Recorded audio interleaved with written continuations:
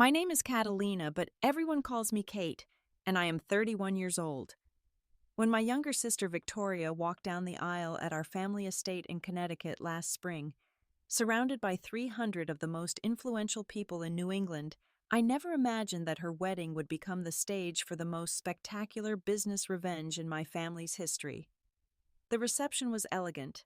The champagne flowed freely and the conversations buzzed with the usual mix of social pleasantries and business dealings. But when my father Franklin stood up to make his toast announcing that he was selling our family company and that I would receive absolutely nothing, I could not help but smile. Because what he did not know was that I already owned everything. Before we dive into how I pulled off the business move of the decade, let me know where you are watching from in the comments below. Make sure to hit that like button and subscribe, because this story of family betrayal and ultimate revenge will leave you questioning everything you think you know about family loyalty and business success. To understand how I ended up owning my own family's company without them knowing, you need to understand the Mitchell family dynamic that shaped my entire childhood and young adult life. My grandfather Theodore Mitchell founded Mitchell Industries back in 1945, starting with a single construction project in Hartford and building it into one of New England's most successful real estate development firms. When he passed away in 1998, my father Franklin inherited not just a company, but a legacy worth approximately $200 million. Franklin was 58 years old when this story took place, a man who believed firmly in traditional family values and old money principles. He had successfully expanded the company beyond my grandfather's wildest dreams, developing luxury hotels, office complexes, and residential communities throughout the Northeast. My mother Eleanor, who was 55, came from old Connecticut money herself and managed the family's extensive charitable foundations with the same meticulous attention to detail she applied to maintaining our family's social standing. But in our household, traditional family values seemed to translate into a very specific hierarchy, where my younger sister Victoria occupied the golden child position, while I remained perpetually in the shadows. Victoria, who was 28 at the time of her wedding, had been blessed with the kind of effortless beauty that stopped conversations when she entered a room. Her blonde hair always fell in perfect waves. Her blue eyes sparkled with natural charm, and she carried herself with the confidence of someone who had never doubted her place in the world or her parents' affections. The pattern of favoritism in our family had been established so early that I barely remembered a time when things were different. While Victoria spent her childhood taking ballet lessons at the most exclusive studio in Hartford, learning piano from a former Juilliard professor, and attending cotillion classes to perfect her already impeccable social graces, I found myself largely left to my own devices. I taught myself to use computers when I was 8 years old, spent my free time reading business magazines that I found in my father's office, and developed an early fascination with real estate investment strategies that I discovered in library books. During our teenage years, the disparity in treatment became even more pronounced and painful. Victoria received a brand new BMW convertible for her 16th birthday, complete with custom leather interior and a premium sound system. The car was presented to her during a surprise party that our parents had spent weeks planning, complete with a professional photographer to capture her delighted reaction. When my 16th birthday arrived 8 months later, I received a card containing $200 and practical advice about getting a part-time job if I wanted my own transportation. When Victoria decided she wanted to spend a gap year traveling through Europe before starting college, our parents enthusiastically funded a 6-month adventure that included art history courses in Florence, language immersion programs in Paris, and cultural experiences in London. They justified this expensive investment by explaining that exposure to different cultures would make her a more well-rounded person and would look impressive on college applications. When I asked for help purchasing a used car, so I could get to my after-school job more easily, I was told that public transportation builds character, and that learning to manage on a limited budget was an important life skill. The educational investments our parents made also reflected their clear preferences. Victoria was enrolled at Stanford University, where she majored in art history and minored in European studies with all expenses paid, including sorority fees, study abroad programs, and a generous monthly allowance for entertainment and shopping. I attended our state university on a partial academic scholarship, working 30 hours per week at various campus jobs to cover my remaining expenses, including textbooks, meals, and basic living costs. But perhaps most painfully, our achievements were received with dramatically different levels of enthusiasm and recognition. When Victoria completed her degree with average grades after 5 years of college, our parents threw her an elaborate graduation party and spent weeks bragging to their social circle about her artistic sensibilities and cultural sophistication. When I graduated summa cum laude with a double major in business administration and finance after 3.5 years while working multiple jobs, the acknowledgement consisted of a brief congratulations mentioned in passing during dinner. Despite this systematic inequality, I had always possessed an inner drive that seemed to intensify rather than diminish under the weight of being overlooked. From the age of 16, I had been secretly studying everything I could about real estate development, investment strategies, and business acquisition techniques.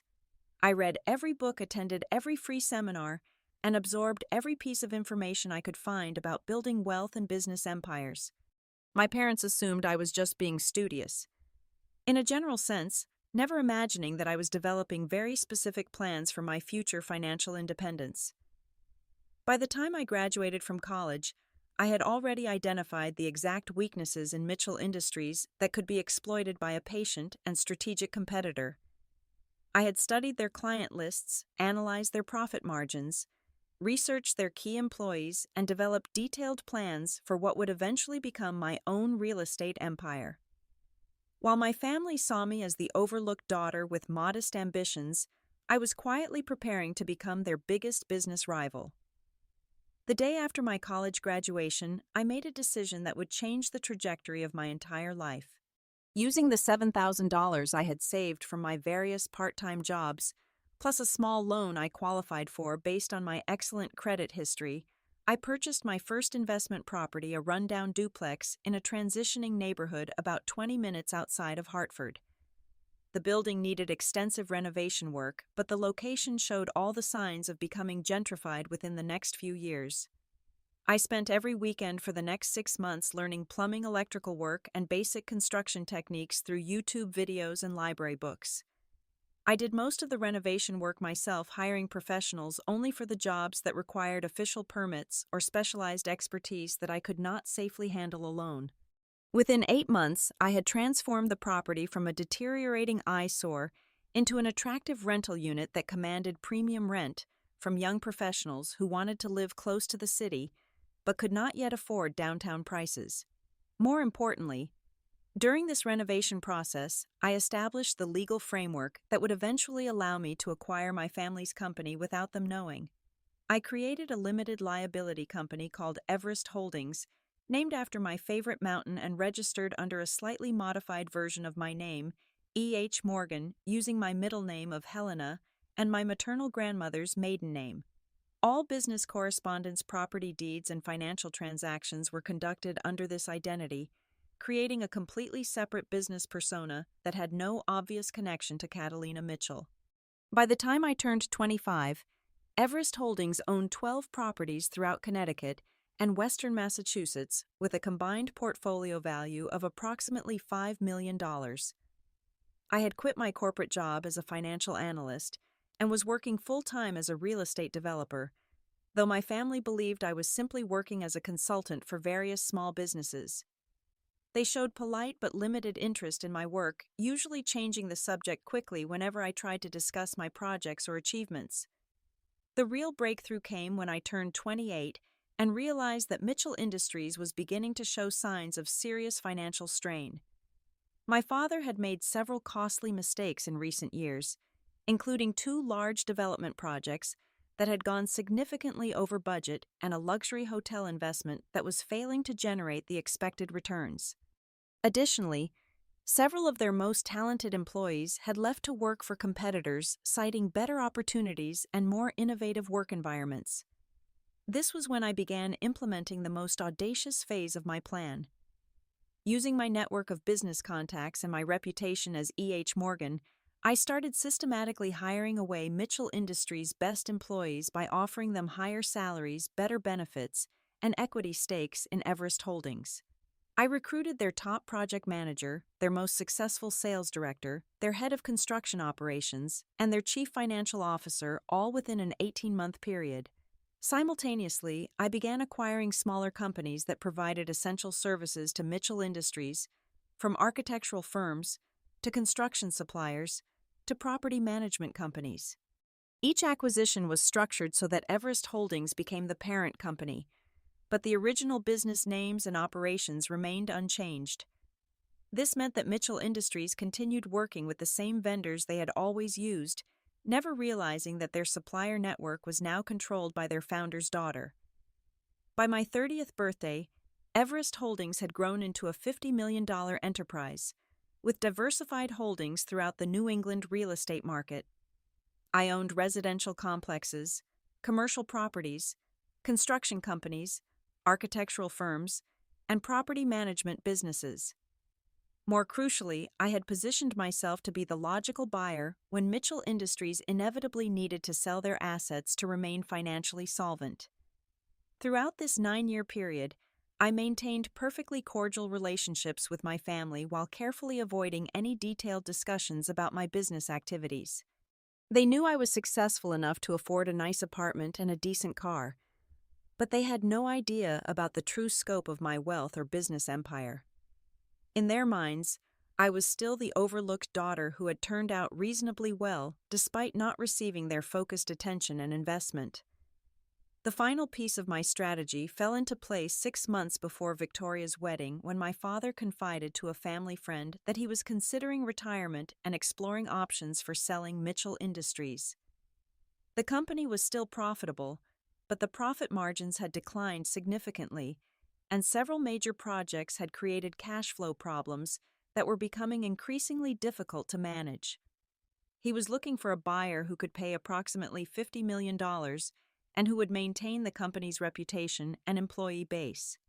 When I learned about this through my business network, I knew that the moment I had been preparing for over the past 9 years had finally arrived.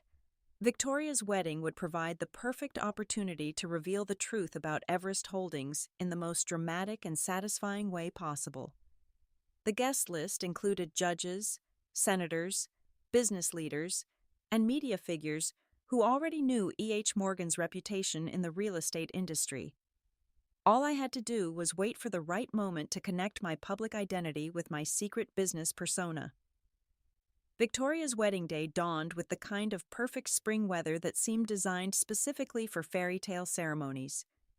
The Mitchell family estate, which sat on 47 acres of meticulously maintained grounds overlooking the Connecticut River, had been transformed into something that looked like it belonged in a luxury magazine spread. White silk draping hung from century-old oak trees.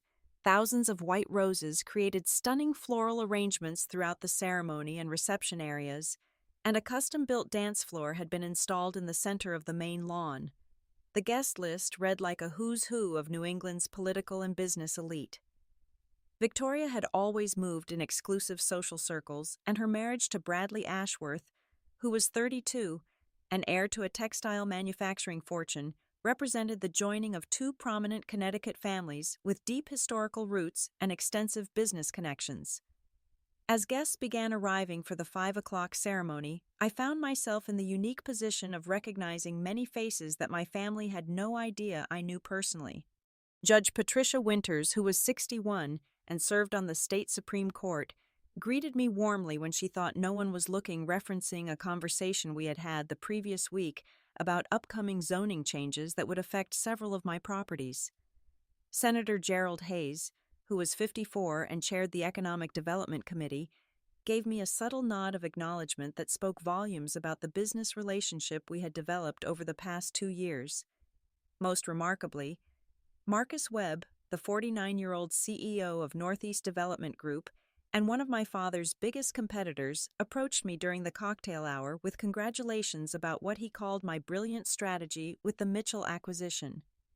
He assumed that the announcement would be made public within the next few days, and he wanted to be among the first to acknowledge the impressive business maneuver I had executed. My parents, meanwhile, were completely absorbed in their roles as hosts of the social event of the season. My father Franklin looked distinguished in his custom-tailored tuxedo greeting guests with the confident warmth of someone who had never doubted his place in the world or questioned the security of his business empire. My mother Eleanor was radiant in her Mother of the Bride ensemble, a stunning silk gown in champagne color that complemented her silver hair and highlighted the diamond jewelry that had been in her family for 3 generations. Victoria herself looked absolutely breathtaking in her custom Vera Wang gown, which had reportedly cost more than most people earn in a year. The dress featured intricate beadwork layers of silk and tulle and a cathedral-length train that required 3 bridesmaids to manage during her walk down the aisle. Her blonde hair was arranged in an elaborate updo that showcased the diamond tiara that had been my great-grandmother's, and her makeup was applied with the skill of someone who had been preparing for this moment her entire life.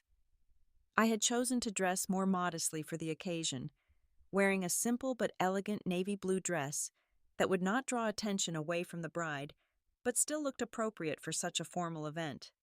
Several guests commented on how poised and professional I looked, though they had no idea that my understated appearance was a deliberate choice designed to make the eventual revelation even more surprising.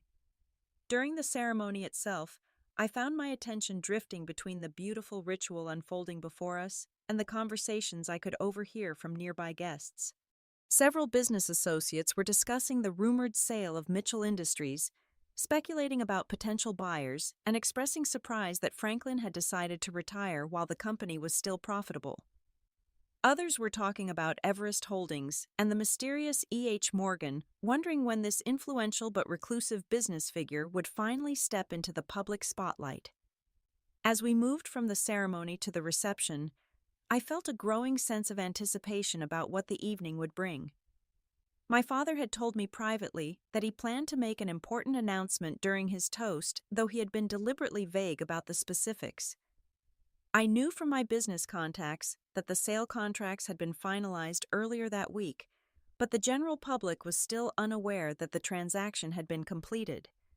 The reception dinner was a masterpiece of elegant dining, featuring a 5-course meal prepared by one of New York's most renowned catering companies. The tables were set with fine china crystal stemware and silver that reflected the warm glow of hundreds of candles arranged throughout the tent. The conversation flowed as smoothly as the premium wines, with guests discussing everything from recent political developments to upcoming social events to business opportunities in the current economic climate. I found myself seated at the main family table, positioned between a college friend of Victoria's and one of my mother's cousins from Boston. While this placement allowed me to observe the entire reception, it also meant that I was largely excluded from the most interesting conversations happening at nearby tables. My parents were engaged in animated discussions with their closest friends and business associates, while Victoria and Bradley held court at the sweetheart table, accepting congratulations and posing for photographs with various guests. Throughout the dinner, I noticed several subtle conversations taking place among my father's business associates. They would lean in close, lower their voices, and glance occasionally in my direction, while discussing what I assumed were details about the Mitchell Industries sale. Some of these men had been trying to acquire portions of my father's business for years, and they were clearly curious about how this transaction would affect their own companies and investment strategies.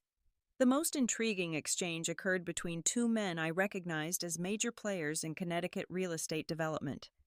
They were discussing Everest Holdings with obvious respect and admiration, praising what they called the company's innovative approach to property acquisition and development. One mentioned that he had been trying to arrange a meeting with E.H. Morgan for months, hoping to propose a joint venture that would benefit both companies. The other agreed that Everest Holdings had become a dominant force in the regional market with surprising speed and efficiency.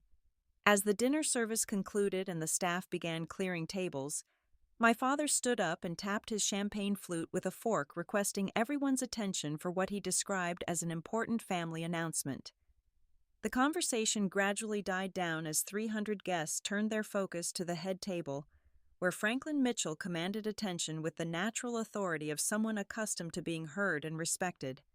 He began by thanking everyone for joining our family on this special day expressing his joy about Victoria's marriage to Bradley and his confidence that their union would bring happiness and prosperity to both families.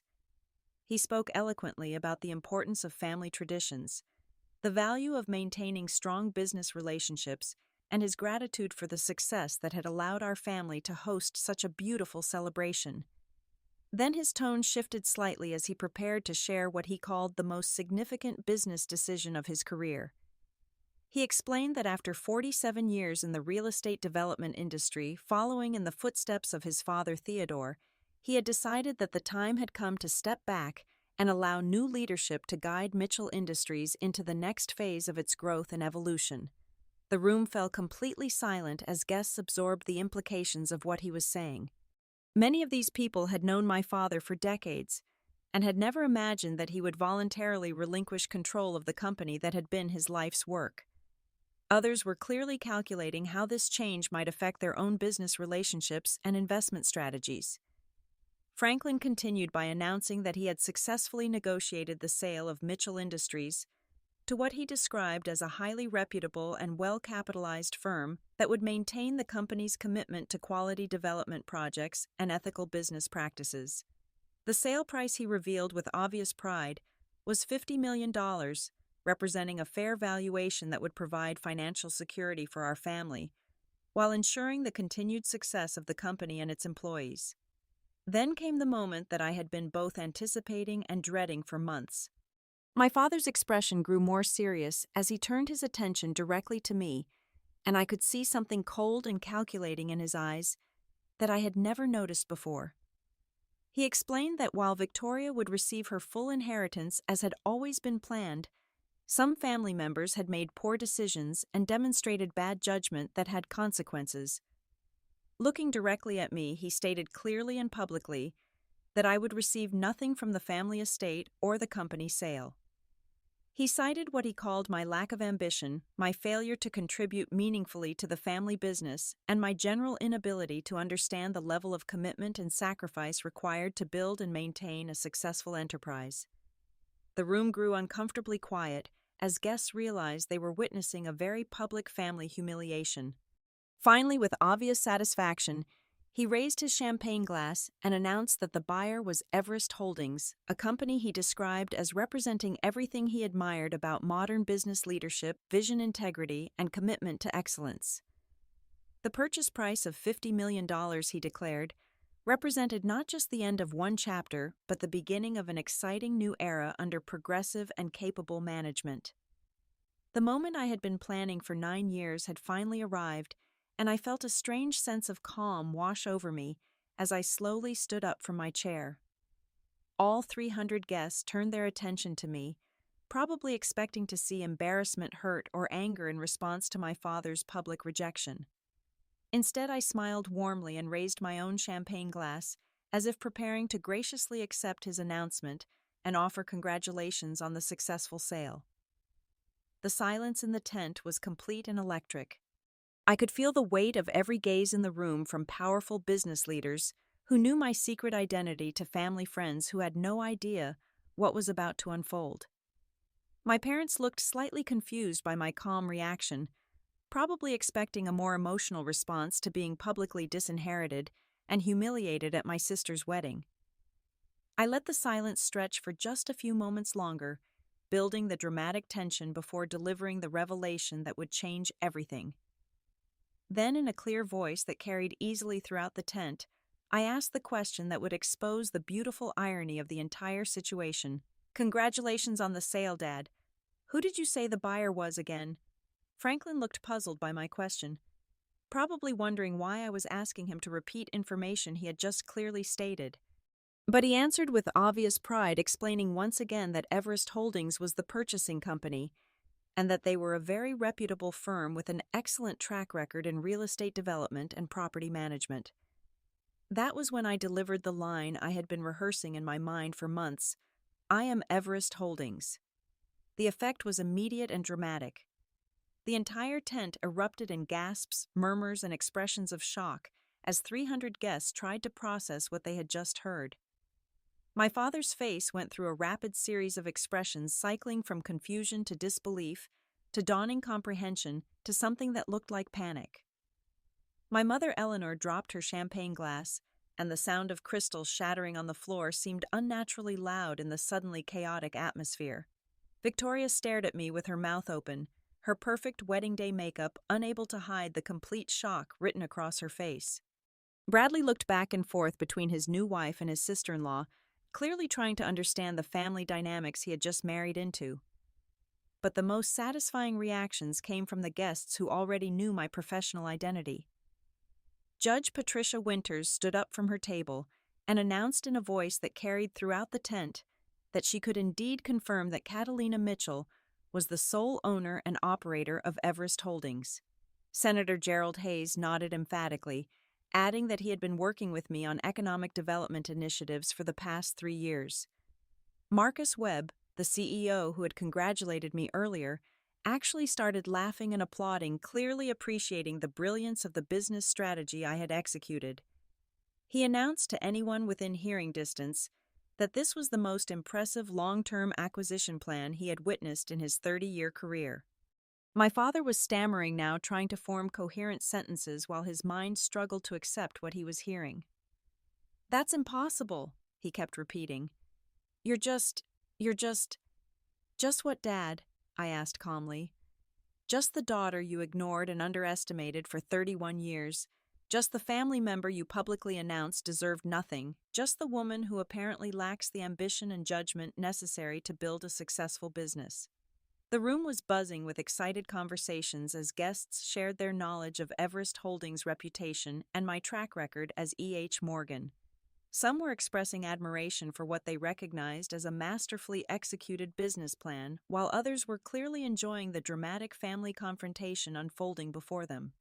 I continued my revelation, explaining briefly how I had built my company from a single $7,000 investment into a $50 million enterprise over the course of 9 years. I mentioned that I had been systematically hiring away Mitchell Industries' best employees, acquiring their supplier companies, and positioning myself as the logical buyer when the family business inevitably needed new ownership. "Your company was failing, Dad," I said matter-of-factly. The profit margins were declining, key employees were leaving, and several major projects had created serious cash flow problems. I did not just buy Mitchell Industries, I saved it. And I saved the jobs of everyone who works there. The crowd was listening with rapt attention as I explained how I had maintained professional relationships with many of the guests while keeping my true identity separate from my family connections. 47 years of family legacy, I concluded, and you sold it to your own daughter. The daughter you just announced publicly deserves nothing from the family estate. The laughter that rippled through the crowd was not unkind, but it clearly reflected appreciation for the poetic justice of the situation. My father had spent decades building his reputation as a shrewd businessman, only to discover that his overlooked daughter had outmaneuvered him completely while he remained oblivious to her activities. Within minutes of my revelation, it became clear that the wedding reception had transformed into something entirely different. While most guests were fascinated by the dramatic turn of events, and eager to discuss the business implications, my immediate family was struggling to process the personal and financial ramifications of what had just occurred. Franklin demanded that we have an immediate private family meeting in the estate's library, away from the curious eyes and ears of our 300 guests. As we walked across the lawn toward the house, I could hear animated conversations breaking out behind us, with people sharing what they knew about Everest Holdings and speculating about how this revelation would affect the Connecticut business community. In the library surrounded by the leather-bound books and family portraits that had witnessed decades of Mitchell family history, my father's composure finally cracked completely. His face was red with what appeared to be a mixture of anger, embarrassment, and something that might have been grudging admiration for the complexity of what I had accomplished. "How long have you been planning this?" he demanded, his voice shaking with emotion. "How long have you been working to undermine everything I built?" I settled into one of the comfortable leather chairs and looked at him calmly. 9 years, Dad. Ever since you told me during my college graduation party that I would never amount to anything significant, and that I should be grateful for whatever small role I might be allowed to play in the family business. My mother was crying now, her carefully applied makeup running down her cheeks, as she struggled to understand how she had so completely misread her own daughter's abilities and ambitions. "We always loved you equally," she said through her tears. "We never meant to make you feel overlooked or unimportant." "Then show me the evidence," I replied.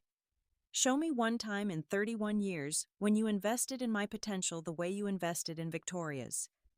Show me one instance when you celebrated my achievements with the same enthusiasm you showed for her smallest accomplishments.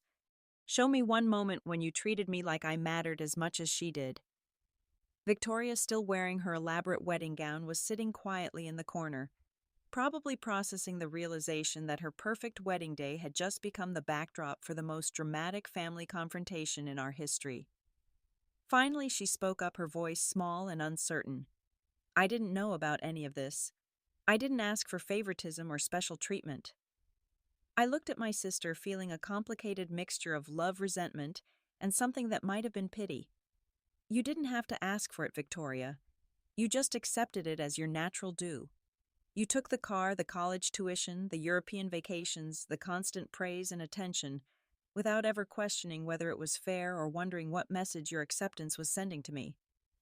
Franklin was pacing now, his legal and business mind trying to understand the implications of what had occurred. "What happens to the company now?" he asked. "What are your plans for Mitchell Industries?"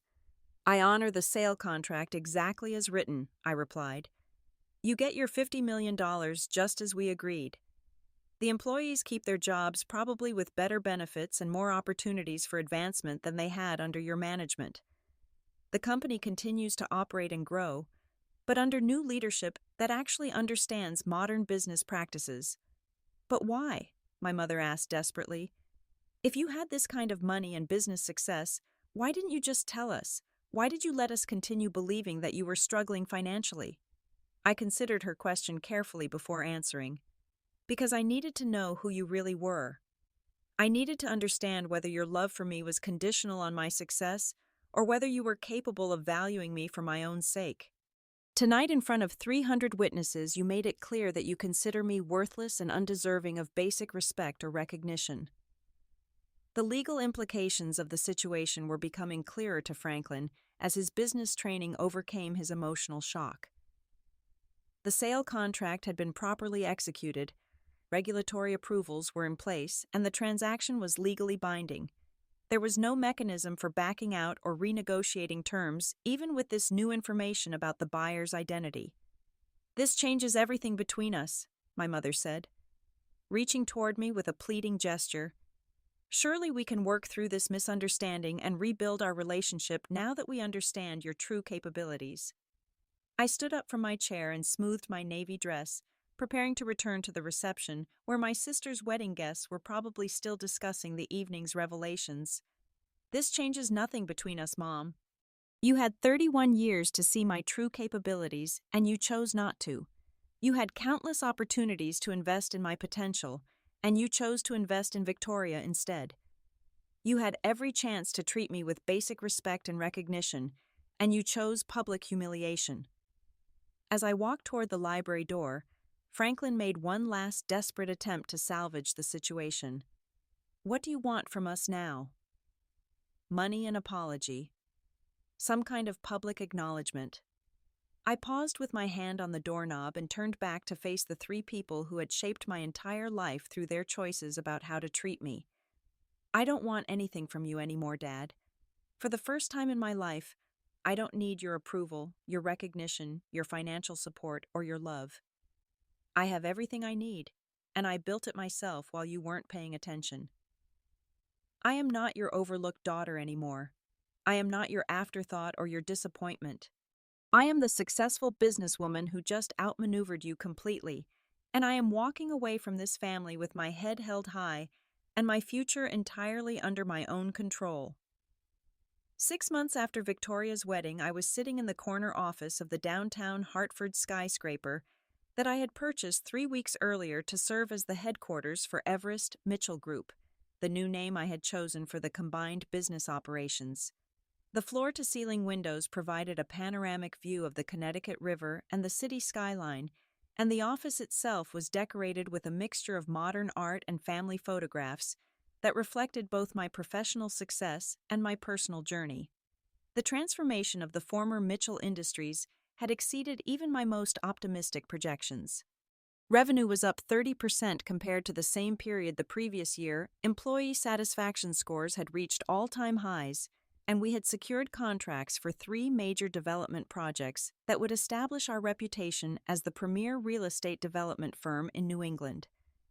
The key employees I had recruited from my father's company over the past few years had responded enthusiastically to the new ownership structure. They appreciated the innovative profit-sharing program I had implemented, the enhanced benefits package, and most importantly, the collaborative management style that encouraged their input on major decisions.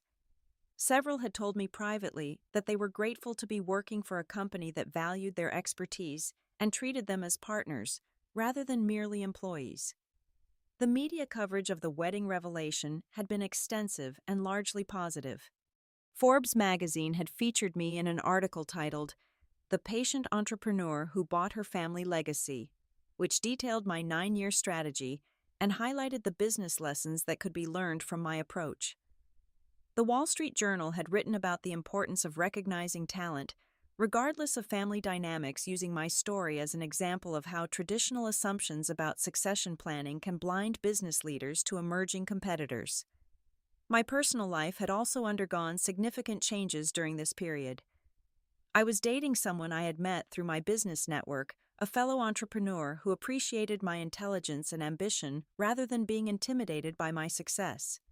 He knew my story and respected the journey I had taken to build my company, and our relationship was based on mutual admiration and shared values, rather than the kind of superficial attraction or financial considerations that had characterized my previous romantic involvements. The relationship with my family remained complicated and evolving. Victoria and I had begun having occasional conversations, usually initiated by her, where she attempted to understand the dynamics that had shaped our childhood and to explore whether we could develop a more authentic sisterly bond. Her marriage to Bradley had been strained by the revelations at their wedding, and she was beginning to question some of the assumptions about privilege and entitlement that had guided her decisions throughout her adult life. Franklin and Eleanor had made several attempts to rebuild our relationship, ranging from formal invitations to family dinners to emotional letters expressing regret about their past treatment of me. I had responded politely but distantly, making it clear that while I harbored no active resentment toward them, I also felt no obligation to pretend that decades of favoritism and neglect could be erased through a few awkward conversations over expensive meals. The most surprising development had been my father's grudging acknowledgement of my business abilities. He had apparently spent considerable time researching Everest Holdings' track record and had been genuinely impressed by the strategic thinking and execution skills I had demonstrated over the years. During one particularly honest conversation, he had admitted that his dismissive attitude toward my potential had been one of the greatest mistakes of his career, both as a businessman and as a father. I had also launched several philanthropic initiatives that reflected my commitment to supporting young women who faced similar challenges in gaining recognition for their abilities and ambitions. The Catalina Mitchell Foundation provided scholarships for female students, pursuing business degrees, mentorship programs for women starting their own companies, and advocacy services for daughters who were struggling with family favoritism or gender-based discrimination in inheritance and succession planning. The satisfaction I derived from these activities was different from but equally important as the pleasure I took in my business success. Knowing that my experience could help other women avoid or overcome similar obstacles gave meaning to the difficult journey I had taken and validated my decision to persist despite years of being overlooked and undervalued. Perhaps most importantly, I had learned to define success on my own terms, rather than seeking validation from people who had proven themselves incapable of recognizing my worth. The girl who had spent her childhood desperately trying to earn her parents' approval had evolved into a woman who understood that external recognition, while pleasant, was not essential to personal fulfillment or professional achievement. As I sat in my office that autumn afternoon, reviewing financial reports that showed continued growth and expansion, I reflected on the journey that had brought me to this point. The path had been longer and more challenging than I had initially anticipated, but the destination was more satisfying than anything I could have imagined when I purchased that first duplex with $7,000 and a determination to prove myself. The champagne toast that was meant to humiliate me had instead become the catalyst for the most rewarding period of my life. My father's announcement that I deserved nothing had inadvertently revealed that I already owned everything that mattered. And the family rejection that was supposed to diminish me had actually freed me to become the person I was always meant to be. Success, I had learned, was not about proving others wrong or seeking revenge for past hurts. It was about proving yourself right and building a life that reflected your own values, abilities, and dreams. Sometimes the greatest gift your family can give you is showing you exactly who they are, so you can decide exactly who you want to become. The best revenge, it turned out, was not revenge at all. It was success they never saw coming, achieved through patience they never recognized, built on talents they never bothered to notice. And in the end, that success belonged entirely to me. Have you ever felt overlooked or underestimated by your family? What would you do if you discovered you had the power to turn the tables on people who had dismissed your potential? How do you think family dynamics should influence business decisions and inheritance planning? Share your thoughts and experiences in the comments below, and let me know what you would have done in my situation. If this story of patience, strategy, and ultimate triumph resonated with you, please hit that like button and subscribe for more real-life stories about overcoming family challenges and building success on your own terms. Share this video with anyone who might need to hear that being overlooked does not mean being worthless, and that sometimes the most powerful response to rejection is simply proving them wrong through your own achievements. Thank you for listening to my story, and for joining me on this journey from family disappointment to business success. Remember that your worth is not determined by other people's recognition, and that the most important approval you will ever receive is the approval you give yourself. Here is to all the overlooked daughters who refuse to stay overlooked, and to everyone who has ever built their own empire while others were not paying attention.